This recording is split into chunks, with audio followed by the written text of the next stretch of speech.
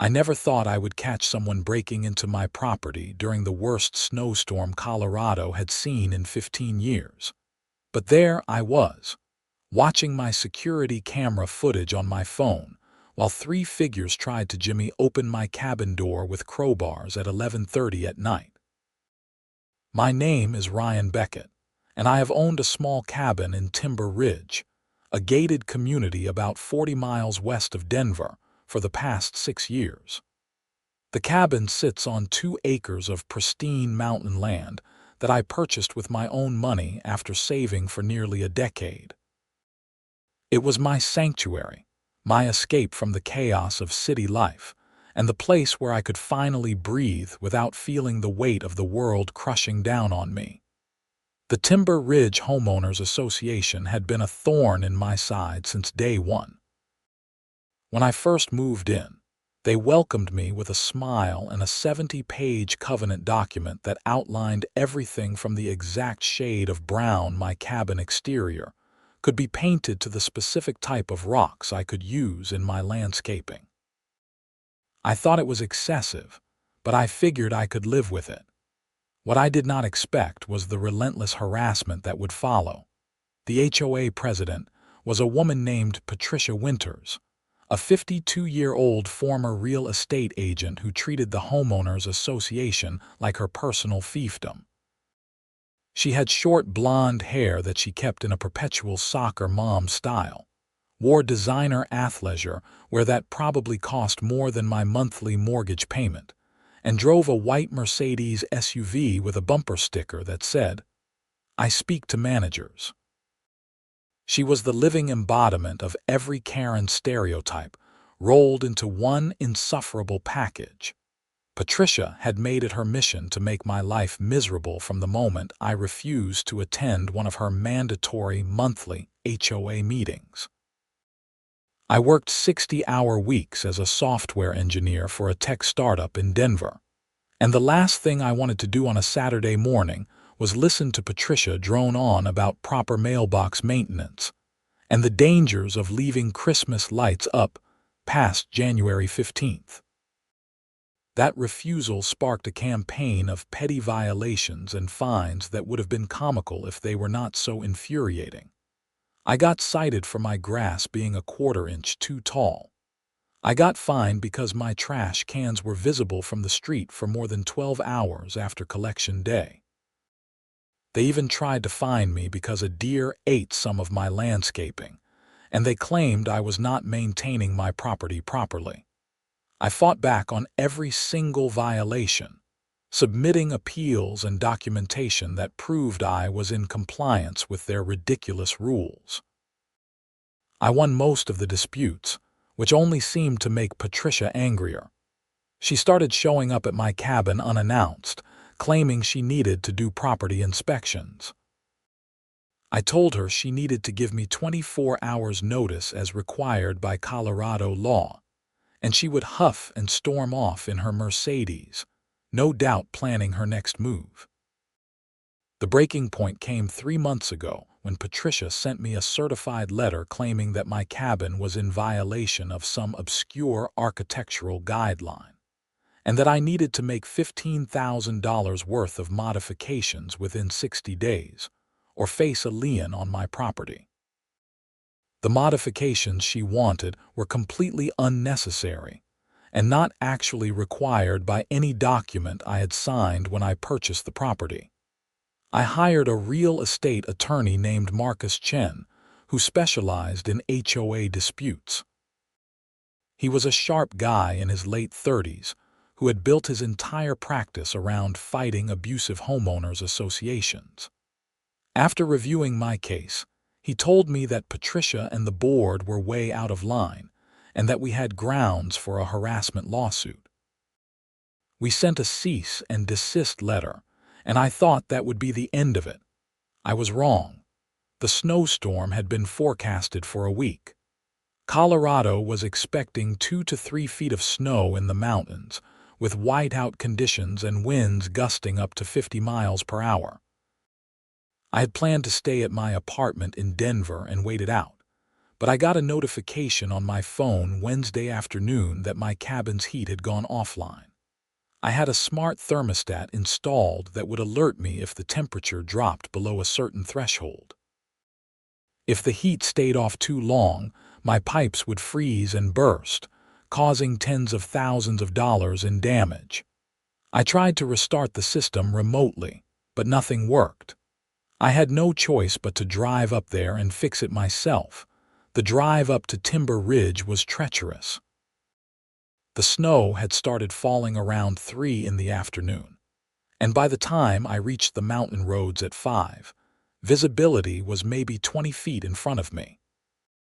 My truck had 4-wheel drive and good snow tires, but I still crawled along at 15 miles per hour, my knuckles white on the steering wheel. I made it to my cabin just before 7. The gate at the entrance to Timber Ridge was unmanned due to the storm, so I used my access code to get through. The roads inside the community had not been plowed yet, and I had to push through nearly 8 inches of fresh powder to reach my driveway. The cabin was dark and cold when I walked in. I immediately went to check the furnace in the basement and found that someone had shut off the gas valve. Not a malfunction, not a pilot light that had gone out, but the main gas valve had been manually turned to the off position. My stomach dropped. There was no way that valve had turned itself off. Someone had been in my cabin and deliberately sabotaged my heating system. I turned the gas back on and relit the pilot light, and the furnace roared back to life. I stood there in the basement, my mind racing. Who would do something like this? And more importantly, how did they get in? There were no signs of forced entry, and I had changed all the locks after Patricia's unwanted inspection attempts. That is when I remembered something Marcus had told me during one of our meetings. He mentioned that HOA boards sometimes kept master keys to properties in the community, a practice that was legally questionable but not uncommon. The builder who developed Timber Ridge had probably given the HOA copies of all the locks when the properties were first constructed. I felt a surge of anger.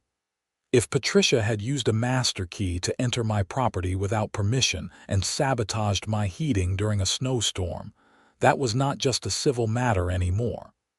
That was criminal trespassing, breaking and entering, and possibly even attempted property damage. I went through the cabin, checking every room. Nothing appeared to be missing or disturbed, but I noticed muddy footprints near the basement door that definitely had not been there the last time I visited. I took photos of everything with my phone, documenting the evidence. The storm was getting worse. The wind howled outside and snow pelted against the windows with a sound like thrown rice. I checked the weather report on my phone and saw that the storm was expected to intensify overnight, before tapering off sometime Friday morning.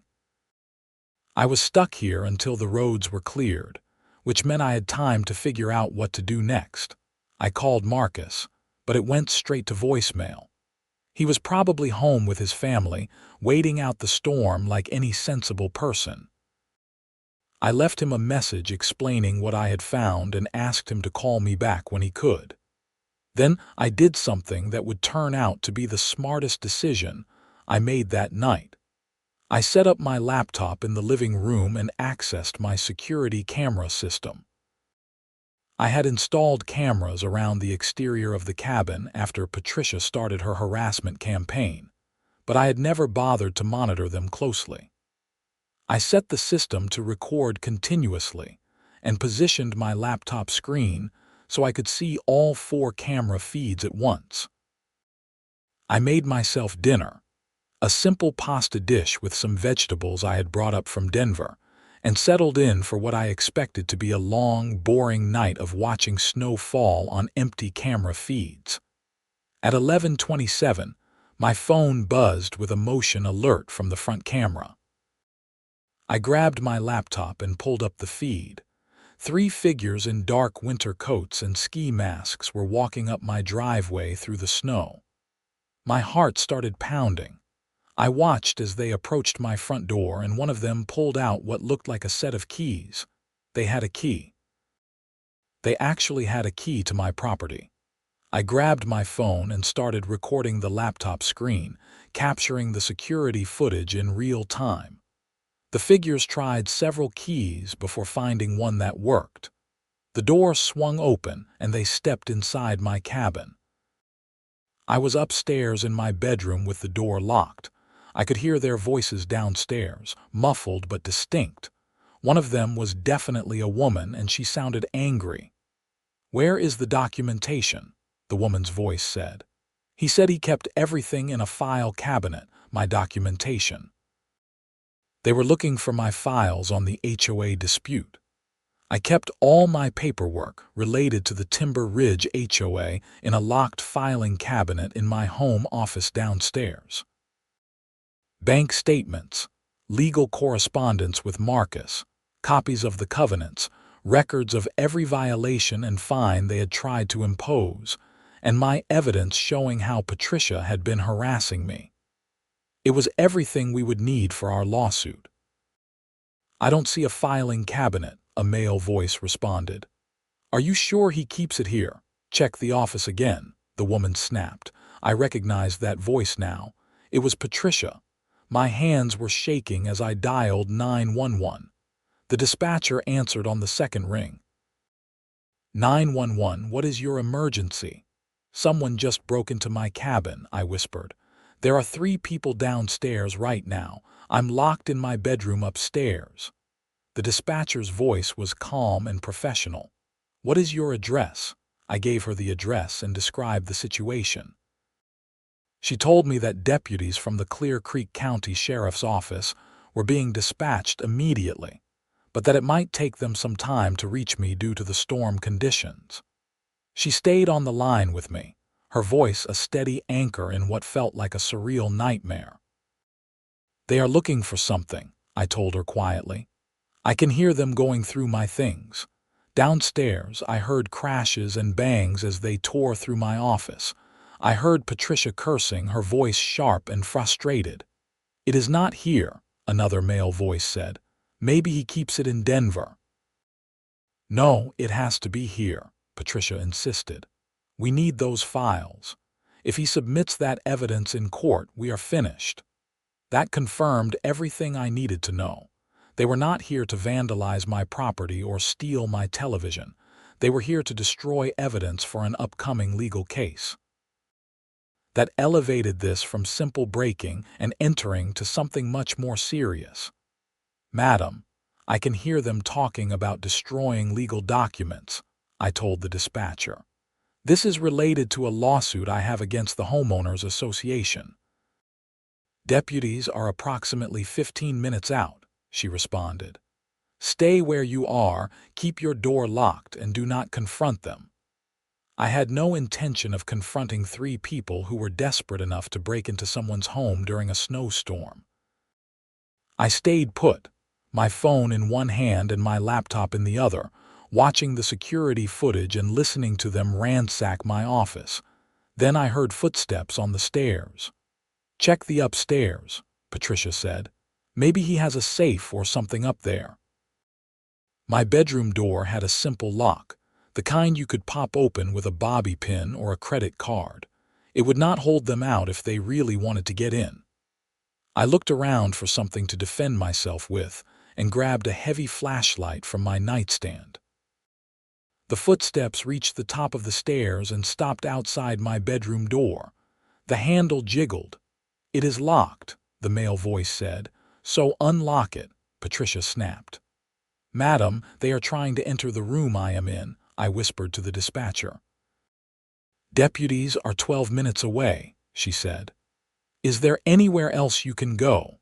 My bedroom had a small balcony that overlooked the backyard. In summer, I would sit out there with a beer and watch the sunset over the mountains.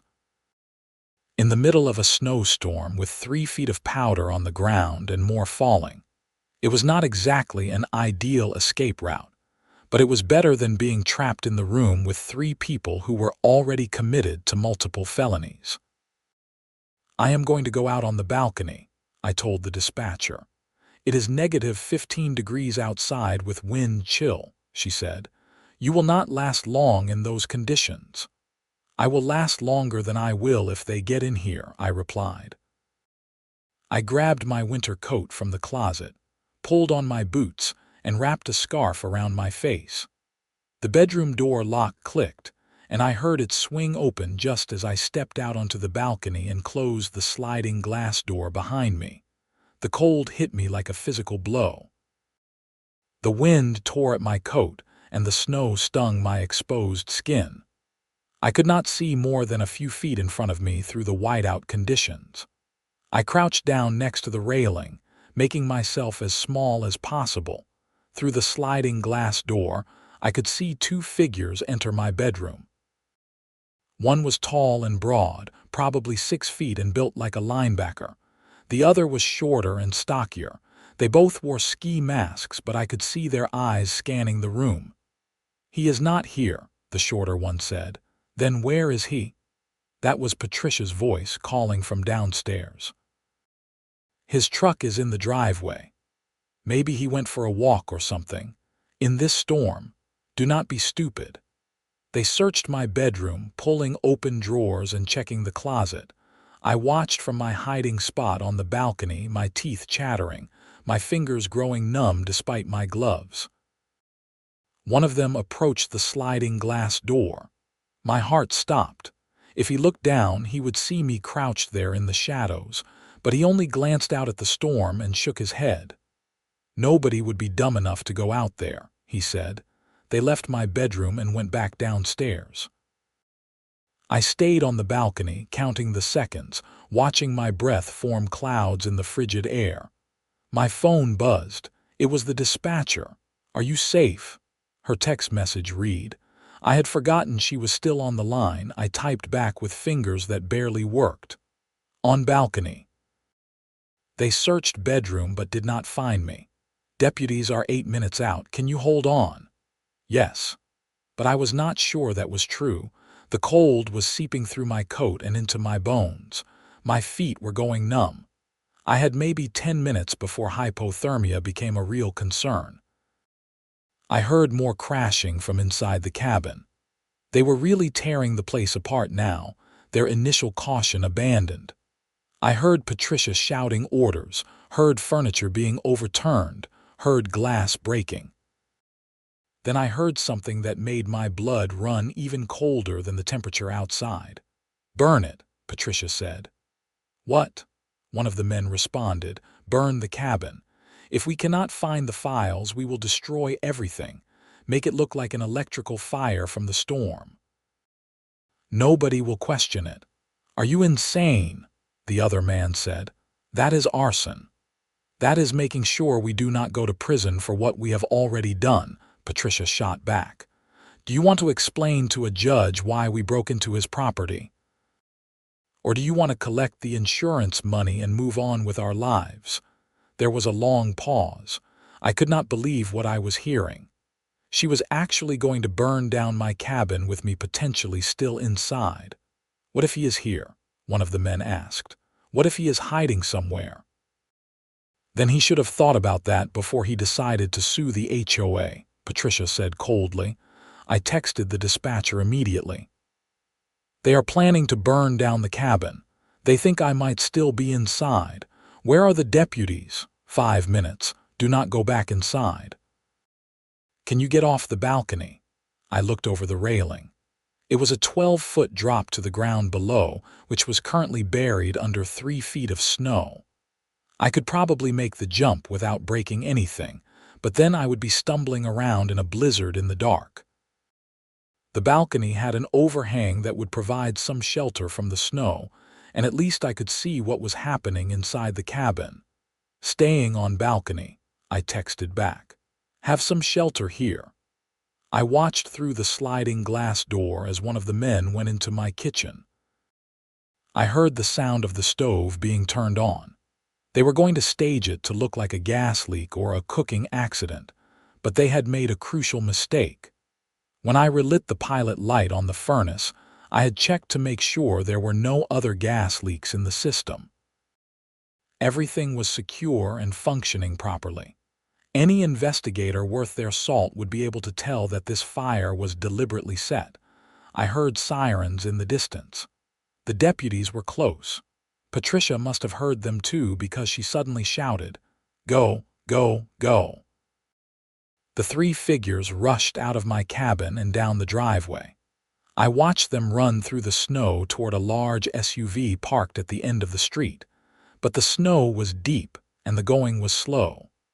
By the time they reached the vehicle, red and blue lights were flashing through the storm.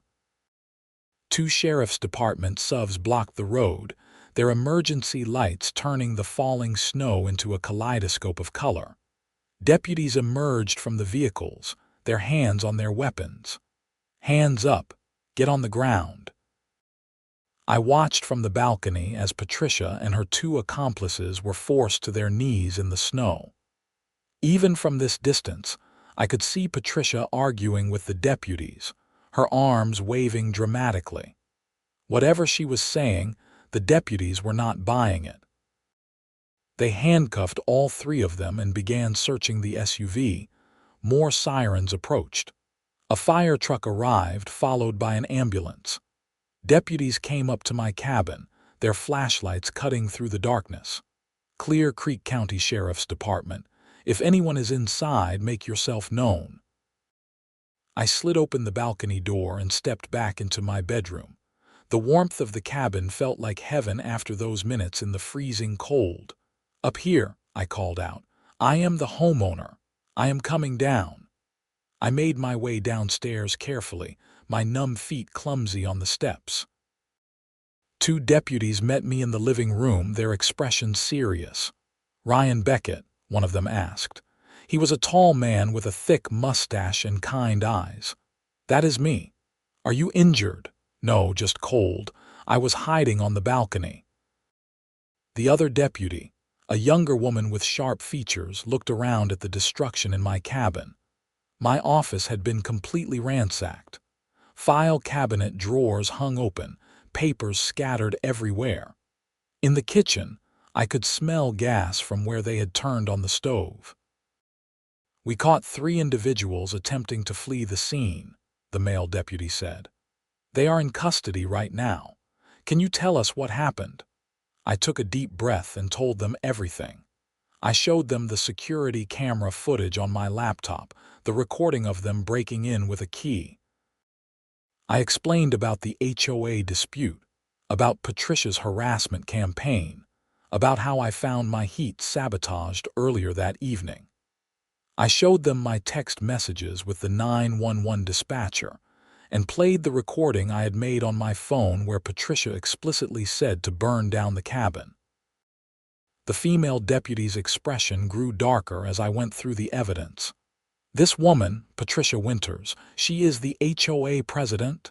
"Yes. And she said to burn down the cabin knowing you might be inside." "That is what I heard. It is on the recording." The male deputy shook his head.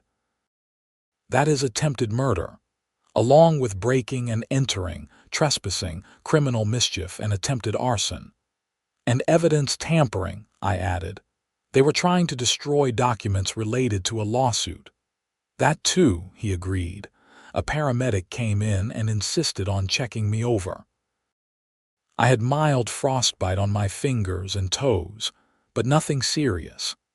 They wrapped me in a blanket and gave me hot chocolate from a thermos while the deputies continued their investigation. More law enforcement arrived. A detective from the sheriff's office, a fire marshal to document the attempted arson, and eventually a deputy district attorney who had been called in despite the late hour and terrible weather. I gave my statement multiple times, walking different officials through exactly what had happened. They photographed everything, collected evidence, and downloaded all my security camera footage. The fire marshal confirmed that the stove had been deliberately turned on with no flame, allowing gas to build up in the kitchen. "Another 5 minutes and this place would have gone up like a Roman candle," he told me grimly. Outside, I could see Patricia sitting in the back of a sheriff's SUV. Her ski mask had been removed, and even through the falling snow, I could see the fury on her face. The two men with her had been identified as her husband, Donald Winters, and the vice president of the HOA board, a man named Gregory Shaw. The deputy district attorney, a serious woman in her 40s named Sarah Kim, interviewed me for nearly an hour. She was particularly interested in Patricia's statement about burning the cabin and the recordings I had made. "This is one of the most clear-cut cases I have ever seen," she told me.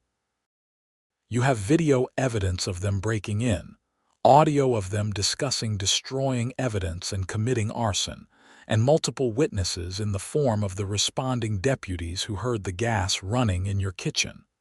They are going away for a long time." "What about the HOA?" I asked. "Can they still come after me?" Sarah smiled, a fierce expression that made me glad she was on my side. "After tonight, the HOA is finished. Between the criminal charges and the civil liability for their actions, Timber Ridge Homeowners Association will be lucky if they survive the week. And you will have one hell of a lawsuit for harassment, emotional distress, and attempted destruction of property." It was almost 3 in the morning by the time the law enforcement finished their investigation. The storm had not let up, and there was no way I was driving back to Denver in these conditions. A deputy offered to put me up in a hotel, but I refused. This was my cabin, and I was not going to let Patricia drive me out of it. I spent the rest of the night cleaning up the mess they had made. My office was a disaster, but most of my important documents were still intact. The filing cabinet had been locked, and apparently none of them had thought to bring bolt cutters. All my evidence for the lawsuit was safe. As I worked, I thought about Patricia and her accomplices sitting in jail cells, their expensive lawyers probably already being called. I thought about how a simple property dispute had escalated to the point where someone was willing to commit murder rather than admit they were wrong. It was insane, but more than anything, I felt a sense of relief. The harassment was over. The constant stress of wondering what Patricia would do next, the anger at being targeted for simply wanting to live in peace in my own property, all of it was finished. She had gone too far, committed crimes that could not be explained away or swept under the rug, and now she would face the consequences. I finally crawled into bed around 5 in the morning as the storm began to taper off. I was exhausted, physically and emotionally, but I slept better than I had in months.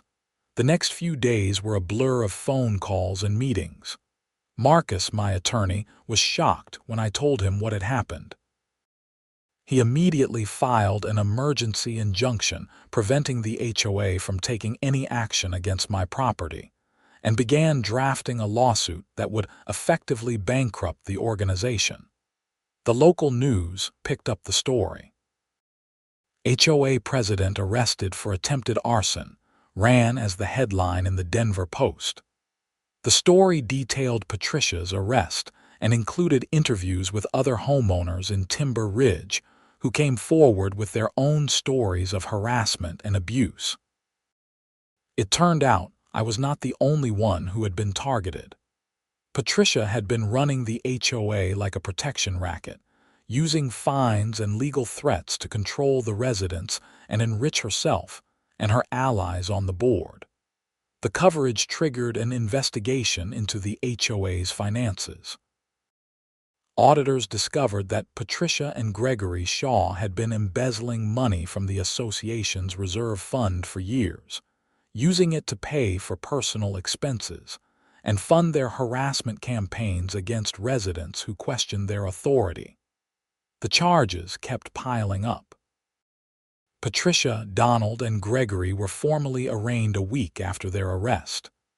The district attorney's office hit them with a long list of charges including burglary, attempted arson, attempted murder, criminal mischief, evidence tampering, and embezzlement. Bail was set at $500,000 each. Patricia tried to claim that she was just doing her duty as HOA president and that the whole thing was a misunderstanding. Her lawyer argued that she had a legal right to enter properties in the community for inspection purposes.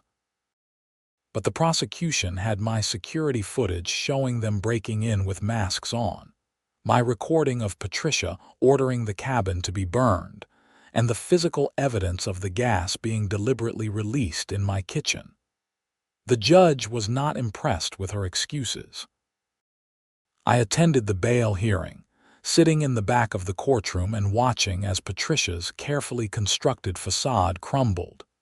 She was not the imperious HOA president anymore. She was just a middle-aged woman facing serious prison time, and the reality of what she had done was finally sinking in. She saw me as she was being led out of the courtroom. Our eyes met for a brief moment, and I saw something in her expression that might have been regret or perhaps just self-pity. I felt nothing. She had brought this entirely on herself. The civil lawsuit moved forward quickly. With the criminal charges pending, the HOA's insurance company refused to provide a defense, arguing that Patricia's actions were not covered under their policy.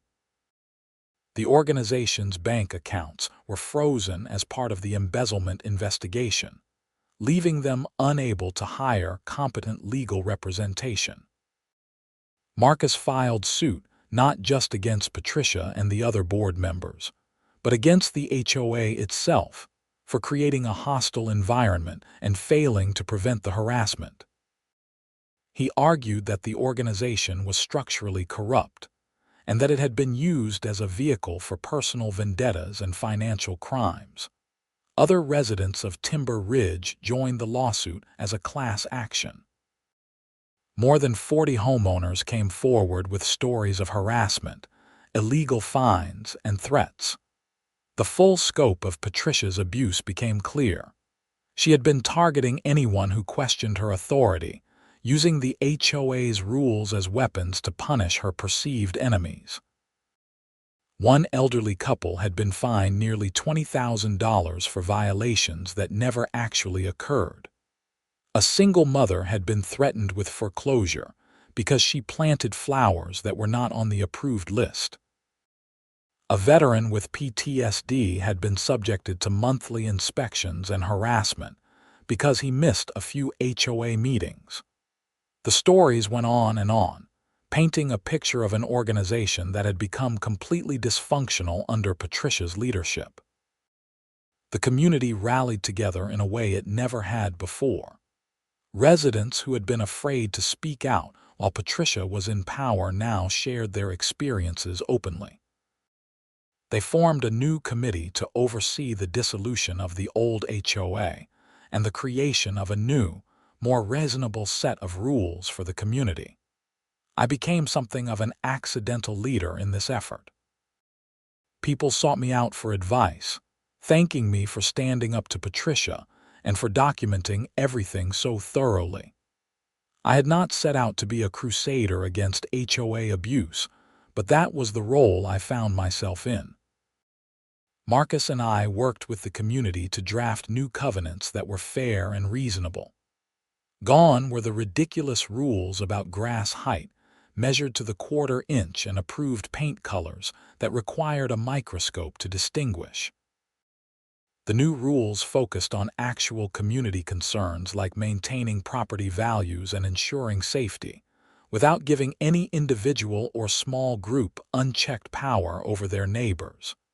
The criminal trial began in June, 6 months after that night in the snowstorm.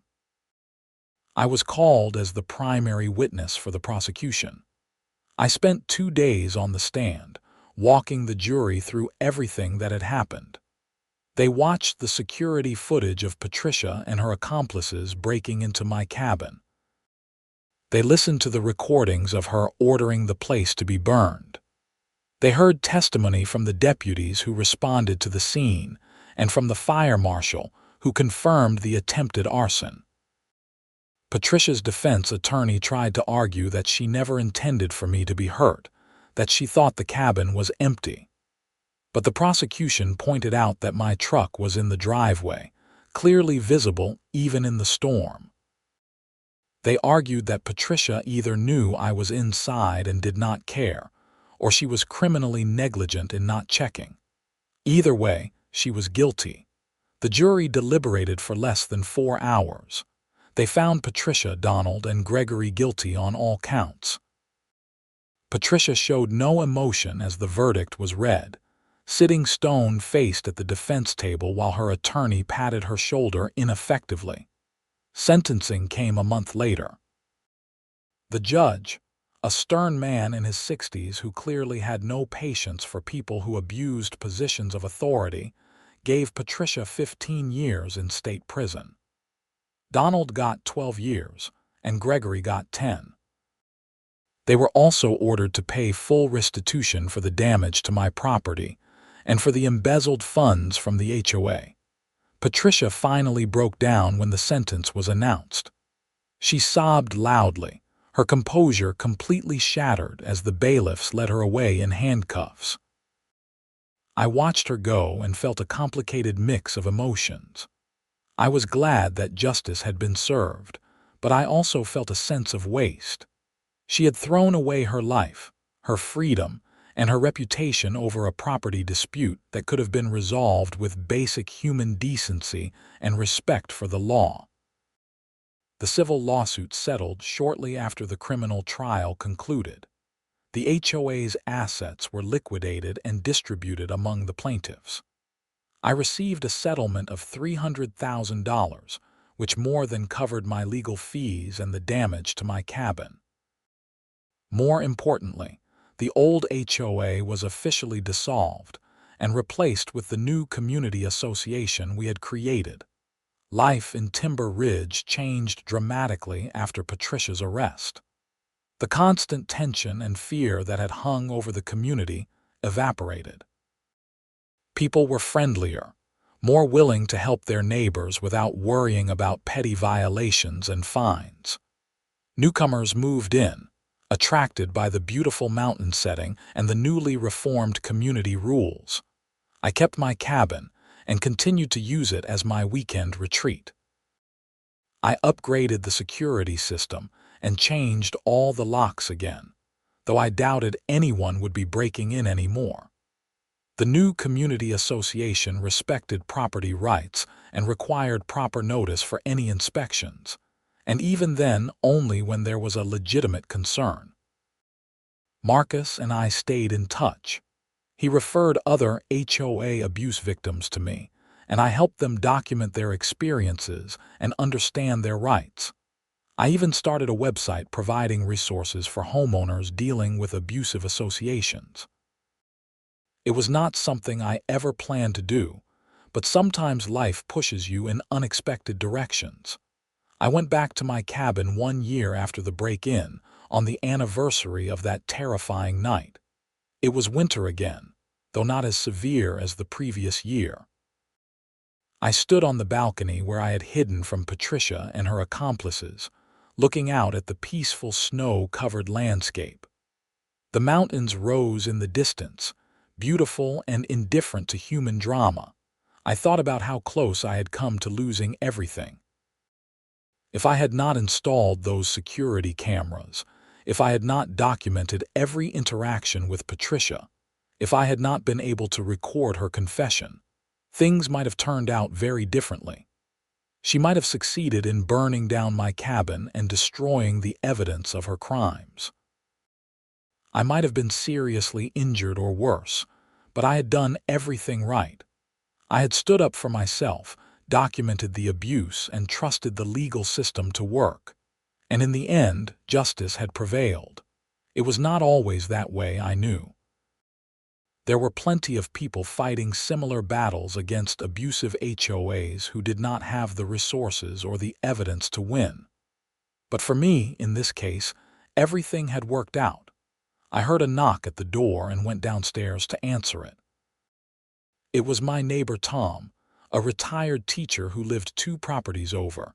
He was carrying a bottle of wine. "Thought you might want some company," he said with a smile. "1-year anniversary of the great HOA takedown." I laughed and invited him in. We sat by the fireplace, drinking wine and talking about how much the community had changed. Tom had been one of the homeowners Patricia had targeted, hit with thousands of dollars in bogus fines that the new association had forgiven. He was grateful to finally live in peace. "You know what the funny thing is?" Tom said. "Patricia always talked about protecting property values and maintaining community standards, but property values have gone up 20% since she was arrested. Turns out people are willing to pay more to live in a community that is not run by a tyrant." We talked late into the night, swapping stories about life in Timber Ridge before and after. Other neighbors stopped by, and it turned into an impromptu party. There was a sense of celebration, of having survived something terrible and come out stronger on the other side. As people were leaving, a young couple who had just moved in stopped to thank me. They had read about the HOA situation before purchasing their property and were relieved to find that things had changed so dramatically. "We almost did not buy here because of the HOA horror stories," the woman said. "But then we saw what you and the community did to fix things. It gave us hope that people can still stand up to bullies and win." That comment stuck with me after everyone left. I had not thought of myself as particularly brave or heroic. I had just refused to be pushed around and had insisted on my rights as a property owner. But to these newcomers, what I had done represented something larger, a victory against the kind of petty tyranny that makes people feel powerless in their own homes. I went to bed that night feeling satisfied with how things had turned out. The cabin was mine, truly mine, without the threat of harassment or retaliation hanging over me. The community was healthier and happier, and Patricia was in prison where she belonged, unable to hurt anyone else.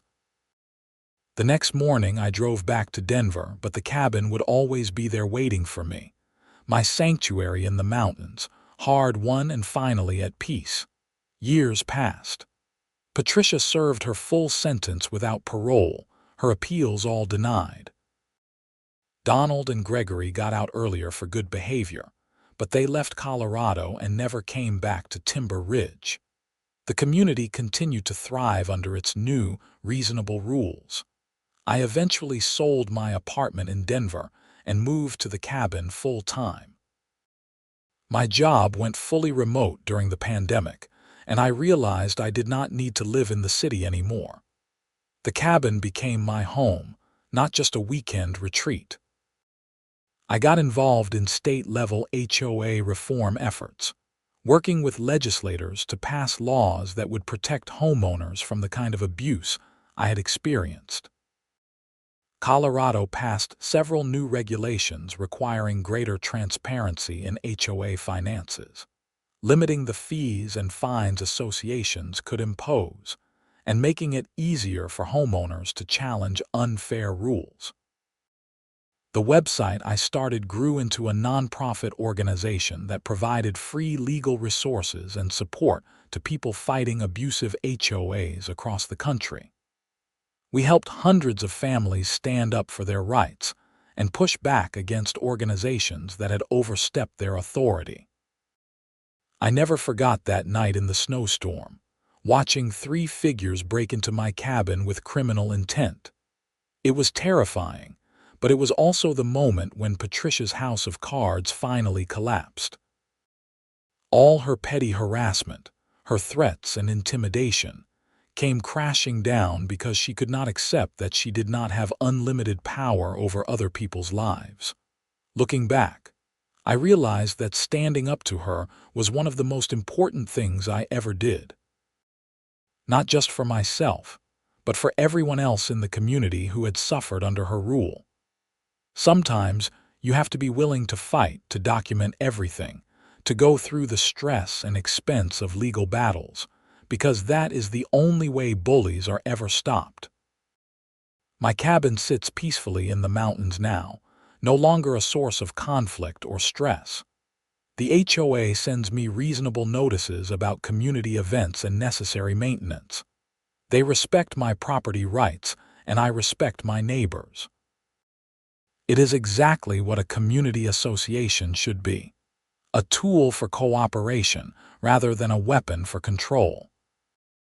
On winter nights when the snow falls heavy and the wind howls through the pines, I sometimes think about Patricia sitting in her prison cell, probably still convinced that she was right and the world was wrong. I feel no satisfaction in her punishment, only a quiet relief that she can no longer hurt anyone. I caught the HOA breaking into my cabin during that snowstorm. They left in handcuffs 20 minutes later, and that made all the difference.